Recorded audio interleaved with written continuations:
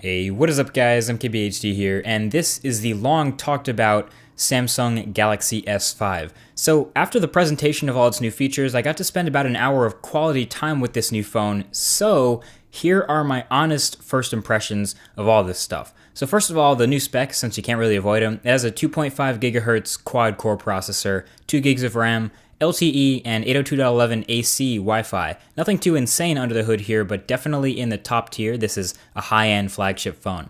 So on the front, it's rocking a slightly larger 5.1-inch 1080p AMOLED display, just a bit bigger than the 5.0-inch Galaxy S4, and that right there is the symbol for pretty much everything else about this phone. It's just slightly bumped up from the Samsung Galaxy S4 in a lot of ways. But one way it definitely did surprise is the build material. So the back of this phone, as predicted, feels a lot like the soft touch on the back of the Note 3, but without the leather stitching on the edges. But then for some reason they added this unsightly bumpiness to it, like the dimples on the back.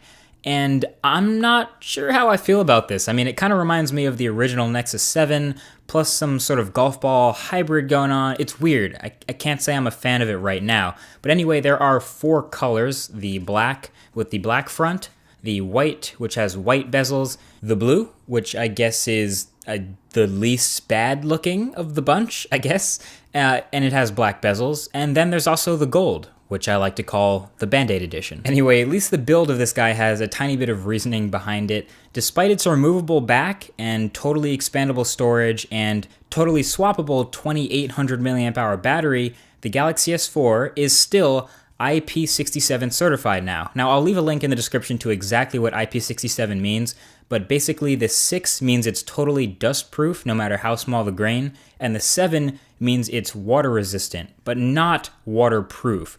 Definitely a difference there.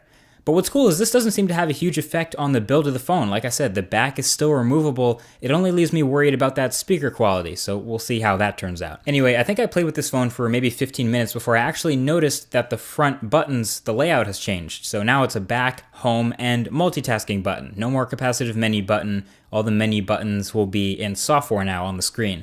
And of course, this carries over into Samsung's other tablets as well, so I guess it shouldn't really be much of a surprise. And speaking of buttons, in a very Apple-inspired move, Samsung went ahead and put a fingerprint sensor in the home button. So this one you need to swipe to use, and basically once it's set up, it can be used to log into certain secure apps like PayPal or even unlocking the phone itself. Surprise. I kind of wish it would go a little bit further than that, like maybe I could log into sites in Google Chrome using my fingerprint, but you know, that kind of stuff is a while off. I did notice this new home button felt a tiny bit less clicky, a little bit less tactile than usual, like it was on the S3 or S4. Maybe it was just my unit, but hopefully it's not quite as mushy feeling when it's on retail shelves. Now, another thing they made a huge deal about is the camera on the back of this guy. So it is a slightly larger 16 megapixel sensor and a new dedicated image signal processor, so this shooter supposedly has the fastest autofocus in any smartphone, clocking in at an average of 0.3 seconds. No idea how I'm supposed to verify this, but playing with the phone, I gotta say, it definitely did feel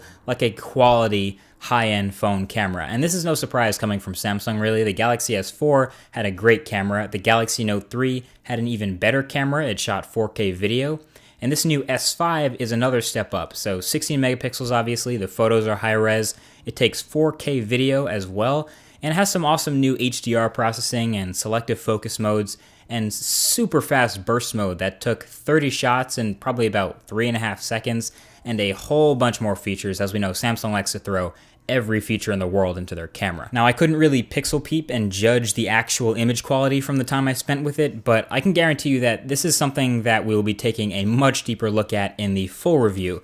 But taking a look around the back again, you might have noticed some other weird looking things below that camera lens. One of them, yes, is a flash, but the other 2 make up a heart rate monitor. So, of course, you have to use freaking S-Health to take advantage of it. But yes, you can hold your finger up to the back of this phone for a few seconds, and it'll tell you your heart rate. It'll give you a heart rate reading. Not sure how many people are actually going to use this, but that's Samsung for you. It makes for a good ad. It makes for a good demo. It's good to show off to your friends, so of course they built it in. So overall, yeah, messing around with the Galaxy S4, got that feeling that performance is a little bit smoother, not faster, but smoother. So I'm getting in mind that this really feels like a Galaxy S4S. Dare I say it? Yeah, I said it. It's the Galaxy S4S. It's got a ton of minor conservative improvements, a little bit weird of a tweak to the design. I'm still not sure how I feel about it. It's obviously inspired by some other manufacturers in some places, but it's just so easy to call this a Galaxy S4 Part 2. Not that that's a bad thing. You know, I guess people were just expecting bigger changes, that's all. TouchWiz changes especially. I mean, you can see here on top of Android 4.4, TouchWiz is looking a little bit flatter, a little bit more toned down, even though there's still some crazy stuff going on with the settings, but it's definitely still Samsung UX, and you have plenty of Samsung customizations and Samsung apps installed. You even have Samsung's My Magazine one swipe to the left of your home screen, like Google Now on a Nexus or BlinkFeed on the HTC One. So they still want you to use Samsung services and think of this as a Samsung phone. And I'm not complaining, I'm just saying. So that's my first impressions of the Galaxy S5. Of course, there's much more new stuff from Samsung. The new Gear watches, a new fitness band that looks pretty hot actually. You can expect to see this phone advertised right alongside these new wearables because they'll probably want to make you buy them both at the same time. But I'll have much more in-depth coverage of the phone, the accessories, the wearables, and much more when it all comes out in early April, so definitely hit that subscribe button below if you don't want to miss that. Oh, and hit that like button if you enjoyed the video, if you liked it. And share it with your friends. Let them know what's good with the Galaxy S5. This is the video to share with them. Thank you for watching, guys. Hope you enjoyed, and I'll talk to you in the next one. Peace.